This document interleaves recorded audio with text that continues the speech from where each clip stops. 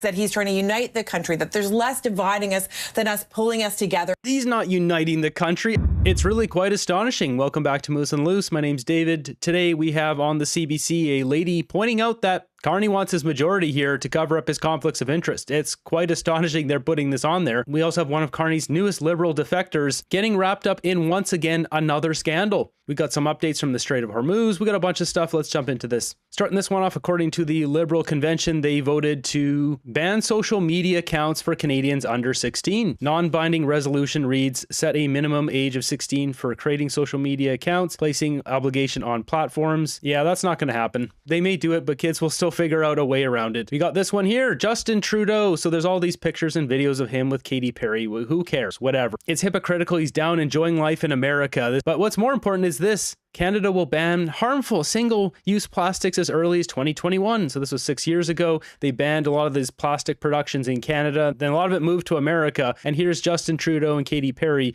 with some single-use plastics. Like, the hypocrisy's off the charts. These guys don't stand for what they put out. Jumping over to the Strait of Hormuz, what's going on? Apparently, there was a last-minute call between Donald Trump and the Saudi Arabia prince, as Trump was going to end the conflict and then he wanted to keep it going. There's some big deals going on there. A lot of money being spent.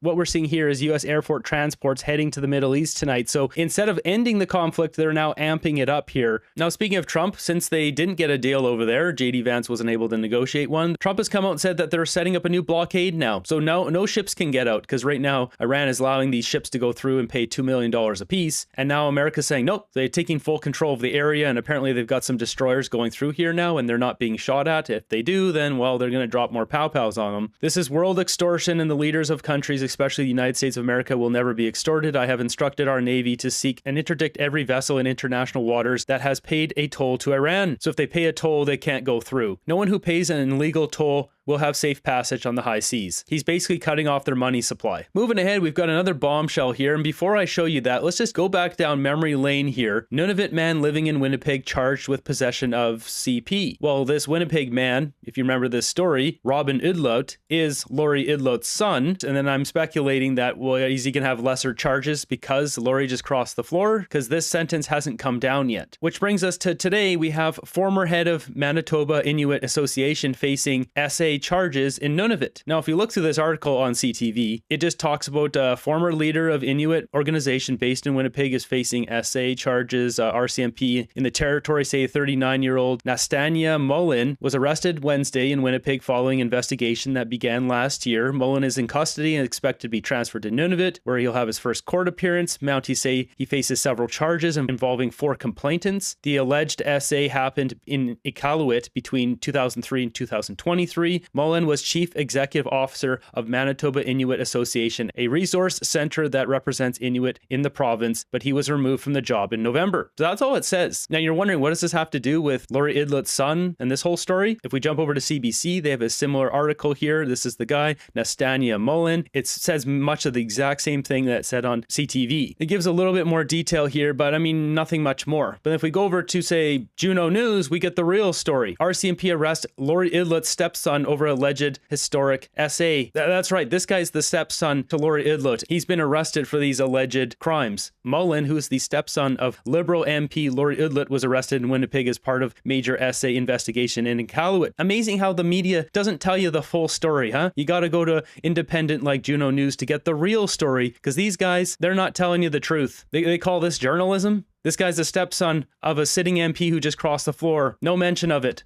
Moving ahead, we've got the by-elections today. Carney's going to get his unelected majority government with all his floor crossers. And what's going on in Terrebonne? Carney's essentially campaigning for Terrebonne. This should be against the law. They're just putting up banners of Mark Carney everywhere. This will be the closest of the 3 by-elections on Monday. Terrebonne has been a Bloc Québécois stronghold until the last election, where the Liberals won by 1 vote. They didn't win that. We all know that there was votes that weren't counted for the Bloc, and it was Elections Canada at fault. They should have awarded that to the Bloc, but instead they awarded it to the Liberals, instead of counting the multiple votes that were not counted because of the mix-up in the labels. Anyways, this should just be a Bloc riding. We shouldn't be in this position today where this is a by-election. Largely thanks to Mark Carney, with his signs up around the riding even more than the local candidate. In this quintessential small Quebec town, just off the island of Montreal. I left Carney. The area heavily francophone. This man hoping it's not as close as last time and the Bloc pull out the victory in a by-election called by the Supreme Court after an error on mail-in ballots from Elections Canada meant some bloc voters' ballots weren't counted. This is an opportunity for the people of Terrebonne to vote according to what are... They had multiple of those that they could count, and they would easily go to the block. That's what should have happened. They should have just looked in those envelopes and counted up the votes. There was multiple for the block and give them the riding. Now Carney has the opportunity to get an extra riding. And what they really want is the by-election to get him his majority. So, it's not the floor cross. It's not the unelected majority government here enticing all these people to come over to the Liberal Party. We don't know what they're being offered. It's just a by-elections. That's how we got the majority. It's a load of garbage. Interests of Terrebonne and what is the personality and identity of the people of Terrebonne, which... The Liberals pulling out all the stops to hold the riding, prominently featuring the local candidate during their convention in Montreal. So it just goes on to talk about the different candidates, and they featured them. Like, whatever. Around the riding, they're showing Carney's face everywhere. Like, what is that? He's not campaigning for that riding. That should not be allowed. Running to represent this community in Parliament. Were you aware that it's happening on Monday? The Liberals only need one seat to get a majority government, something 53% of Canadians want, according to new polling done by Ipsos for Global News. The Liberals are in this position thanks to 5 floor crossers who likely had their mind changed in part due to high polling numbers from Carney, with the Liberals now up. That's not honest. You don't know why they had their minds changed. You can't just say likely. I could easily just say likely their minds were changed by thousands, if not millions of dollars put in Chinese bank accounts. Without proof, you can't just say likely. He doesn't know. Mackenzie Gray has no idea why they changed to the Liberals. 12 points on the Conservatives. I think the Liberals are going to be sleeping quite nicely on Sunday night and getting ready to celebrate on the Monday. Carney won't be at the by-election parties in either Toronto or Quebec, instead watching the results in Ottawa and then returning to the House of Commons on Tuesday, likely with a majority government. Yeah, likely not going to be answering questions. We know how it goes. Moving ahead, quite the statements here coming from CBC, this lady here, saying the quiet part out loud that Carney wants this majority so he can hide his conflicts of interest. What it'll give them in the House of Commons is more control over committees. You heard Mark Gerritsen talk about that. And getting their legislation through, it also helps them prevent perhaps some very annoying or pesky probes into ethics issues and whatnot. Those pesky probes, we wouldn't want people looking into how Carney's getting stinking rich. So pesky. I'll give her props here for bringing this up on here. I mean, somebody's got to call this out more. That's what we're going to do going forward here. I'm assuming Carney gets his majority government here today. By the end of the day, we'll know. And it's been pretty demoralizing, if I'm honest. You know, once this kind of came out last week and you see everything unfolding, now's the time to double down, triple down on a new plan. So I'm realizing with the Moose chart, it's too complicated. It's too big. If you give this to someone, they don't know where to look aside from maybe they see Liberal Party down here, they see Carney's face, and they just start following things. But people need to be able to look at this stuff and get it right away and understand it right away, what's going on. So I'm going to break this into a tree structure. Every single tree will be a different topic, and then people can just look down. It'll be very obvious what we're looking at, whether it's Carney's conflicts or a lot of these categories I have over here that aren't on the main chart, like the foreign affairs far off ripoff stuff. I'll have that in a tree of itself, or Mark Carney's conflicts of interest. This will be a tree in itself. Connections directly from the Liberal Party, so Liberals will be a tree in itself. Then I can break those off into different small JPEGs that can easily be shared, and then I can easily update the stuff that only needs to be updated. So the chart will get much bigger. It'll be less compressed. Thus, you'll be able to load it a lot easier if someone wanted to load the website, because right now it's very slow. Bear with me while I rebuild the website, because we need that to be able to defeat these guys in the next election. Having a tree system like that where people can just share JPEGs based on different topics will resonate with different people, such as with Carney's lie tracker. If we have that in a tree format, you can just share that with people who will not believe Carney lies. Well, they're all right there. They're all sourced. Something will snap people's brains into realizing that he's duping us, he's ripping us off, and he's doing it to get rich. We have to get rid of this guy before it's too late. Some of those committees. So, Look, a certain ease of path, but I don't doubt that it also strengthens, I think, the hand of some of the more left-leaning Liberals within caucus to basically, cajole Carney into addressing some of their issues, because it's a tight majority, even if they get it.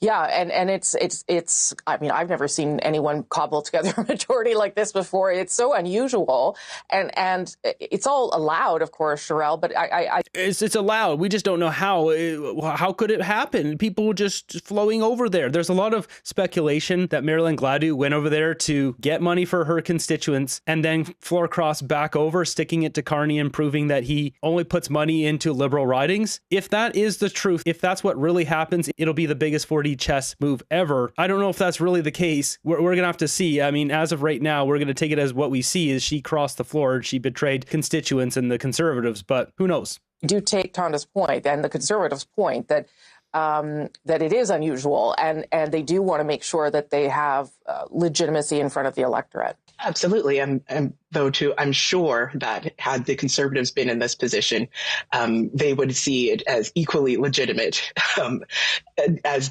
No, but if we have Dolly Begum or some of these NDP wanting to come over to the Conservatives, they're not going to take those people. Carney has no morals, no ethics. He doesn't care. It's all about money and power to him. Either these people are incredibly stupid or they're in on it. Moving ahead, we've got some big news coming out of Hungary. So they had a far-right prime minister who kept the country not woke. They didn't have overrun immigration, but he just lost. So he lost. This is Viktor Orban. He just lost to Peter Magyar. So this guy here is apparently a George Soros pick. Elon Musk sounding the alarm here, saying Hungary has fallen to George Soros. Hungary will be a strong ally in the European Union and NATO. Yeah. So Viktor Orban here pushed back against mandates from Ursula von der Leyen and all that. We've got this one here. Hungary was fined 200 million by the EU for refusing to accept Muslim refugees entering illegally into the country. In response, Orban started busing them straight to the EU capital, Brussels. This is savage. So this is the guy who just lost power. Numerous people have come out and praised him. We've got Barack Obama here, the victory of the opposition in Hungary yesterday, like Polish election 2023, victory for democracy, yada, yada, yada. We've got A+ loser Justin Trudeau coming out and saying Hungarians voted for change and renewed commitment to democratic institutions after years of erosion under Viktor Orban. The audacity of this guy to say anything. He should shut his mouth. He destroyed our country and our prosperity. He has the audacity to say anything. We have a list here of people celebrating the results. Alexander Soros, Barack Obama, Hillary Clinton, Keir Starmer, Zelensky, Sanchez, Macron, Meretz, EU, Justin Trudeau, Mark Carney. Hungary is about to experience a serious decline in quality of life. The people of Hungary have spoken, and they have voted for Magyar Péter to be prime minister of this country, a completely immoral, degenerate individual who has quite literally accomplished nothing in his life. He stands for nothing. He has no backbone. And the only thing that he is really known for is being the ex-husband of the former finance minister under Fidesz. Yeah, Hungary is in trouble. Jumping over to CTV, it's all optics for the Liberals. They needed to get this majority government, not from a floor crosser, but by a by-election, so it doesn't look like Carney's cheating. I think is an important thing. And I think maybe that's why Ms. Gladue was hastened into the Liberal fold this week, so that the perception is that voters decided to give Prime Minister Carney his majority and not a floor crosser who seems like an odd fit for the Liberal Party. It's interesting that you say that, because my colleague Graham Richardson, who's was at the Liberal convention, Scott, was saying that people were conveying that to him there, that they want that majority sealed through the ballot box, not through additional floor crossers. Those may come later, and obviously those discussions are going on, and now everyone's talking freely about that, but they would like that by-election night to be the thing that pushes them into majority territory. It's interesting, the timing. So Marilyn Gladue came in there and brought them up to 171, and then guaranteeing that he gets his majority government from by-elections. This is all planned. It's all timed. Yeah, no question. That strikes me as just plain sensible.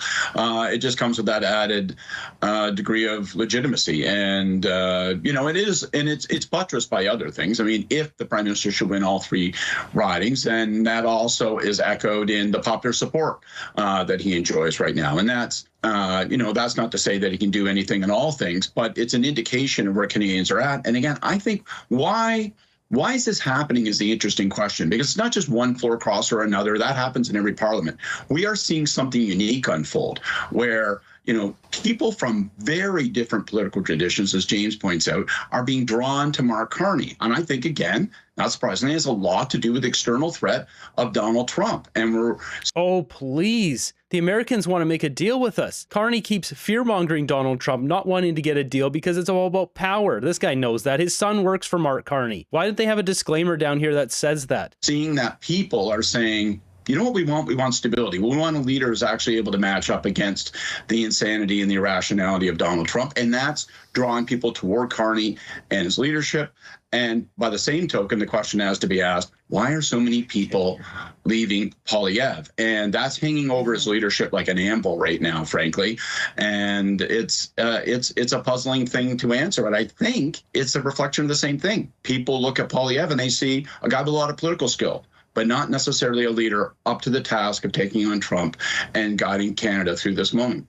I think it's painfully obvious that Mark Carney has access to more capital, more money. Is it such a far-fetched idea that there's a shell corporation and a shell corporation off in Cayman Islands and people are being paid off? People get paid off all the time. Say a couple things. There are still some risks to Carney. It does seem, you could joke and say he's got a monthly subscription going on to defections, because it has been that every month there seems like there's a new person moving over to Team Carney. But then the question becomes, is this about a big tent, like I'm sure Scott and other Liberals will try to say and spin, or is it really just like a massive vacuum that Carney's using to vacuum up people? He's trying to play himself as above partisan politics, that he's trying to unite the country, that there's less dividing us than us pulling us together. He's not uniting the country. Alberta's separatist movement is the highest in Canadian history. You got separatists in Quebec, you got separatists in Saskatchewan. He's not uniting anyone. This is all about money and making money with Brookfield. Against Trump.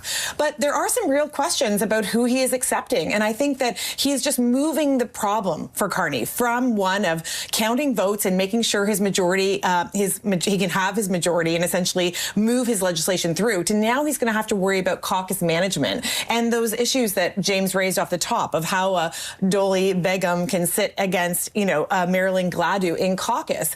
And don't forget, there was already challenges with the caucus, with Guilbeault, with others who have really diverse views, Karina Gould, and now he's going to have to manage this. And I'm sure Scott will say we've managed these problems before, but they are going to be distinct. And honeymoons last, for 18 months, but they don't last forever. I'll go back to Scott for I think Mark Carney's going to go around with the whip because he won't want to deal with that nonsense. He'll probably just have someone else go around with the whip and do it for him while he goes and watches hockey and baseball and soccer games. And really, if people start complaining, do they just open another Cayman Islands account? When the guy's slated to make upwards of $1 billion with on the low end $372 million with his Brookfield Global Transition Fund 1 rolling out his net zero agenda, what's a few $1 million to pay off some politicians? It's one thing if you have a very left-wing conservative or a more right-leaning NDP that crosses the floor, but when you've got Dolly Begum who crossed the floor and Marilyn Gladu crossed the floor, who are polar opposites, they're not doing this out of the goodness of their heart or they woke up inspired by Mark Carney's Davos speech. People are motivated by money. Now the question is, how is that being delivered to them? Is it a cushy liberal riding for these people so they know they can have a career that goes on another 3, 4, 5, 6 years? I don't think so. Maybe eventually we'll know. Quickly, because I do think this is very interesting, and I actually listened with great interest to the way in which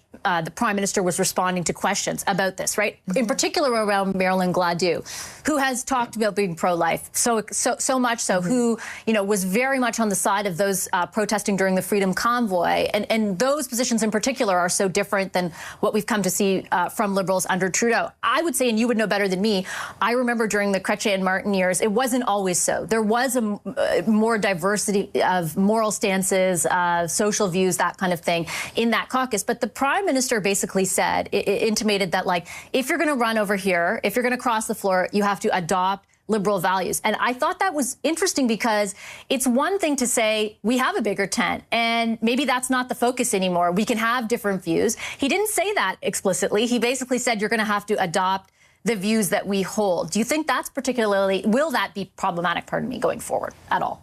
I'm not terribly convinced it will be. I mean, it might be at some point, but I think context is everything. So first of all, I don't think those things are in contradiction. I think he was putting a line, he was charting a line in the ground and saying, listen, some things are actually the price of admission into the caucus, as much as we might want to talk about Big Tent. It's not open to all opinion. And if you're going to be here, you're going to have to, as an example, be supportive of gay marriage, and he mentioned that. But again, the context here is this. He's leading a wartime government. This is, in some ways, we're watching, in a peculiar way, the assembly of a union government through other means. I mean, this is so insulting to the people of Iran who are really dealing with a serious conflict, not this conflict with America. This is not a real conflict. This is ridiculous. Honestly, we feel like we're at war with the United States and Donald Trump. That is gathering people behind Mark Carney.